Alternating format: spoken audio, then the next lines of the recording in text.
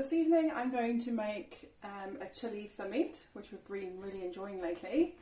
I use whatever I've got around, but this evening I'm using cauliflower, carrot, chili and onion. Here I've got our Symbiota spice mix and I've got pink Himalayan salt. So what I do is I usually use about a tablespoon to 500 ml of water, and I dissolve that. It doesn't have to be fully dissolved, and I set that to the side. I then load up my jars with whatever I want in it, and you want to pack them quite tightly, so you really want to be able to get as much produce in there as possible. I wasn't sure if this was going to fit 2 jars or 1 jar, so this looks like it's probably going to fit into 1 jar.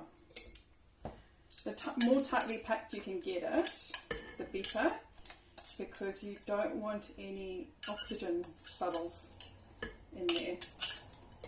Oxygen allows for mold to grow, so you want to try and make sure that you've got as much out. And push it down. Whoops. I was using the tongs because I just want to get chili on my fingers.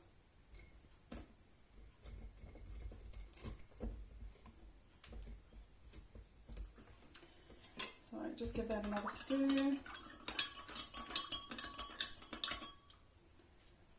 I pop in about a tablespoon or so of the spice.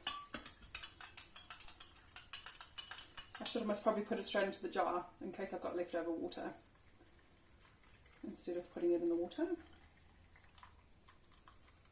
Pour the water over because these are not self-brining vegetables, unlike sauerkraut, which will self-brine. Oh yeah, almost just perfect. And I have one of these glass weights that I use to hold my ferment or my veggies down. Let's see how this goes.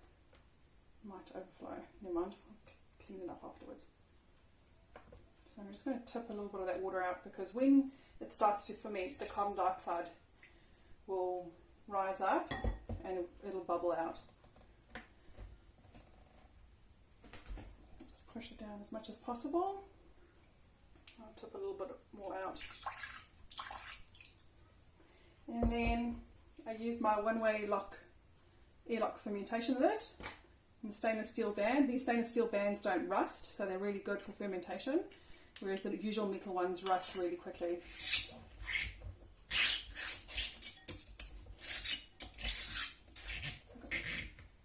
I seal it up and I leave it on my countertop to ferment.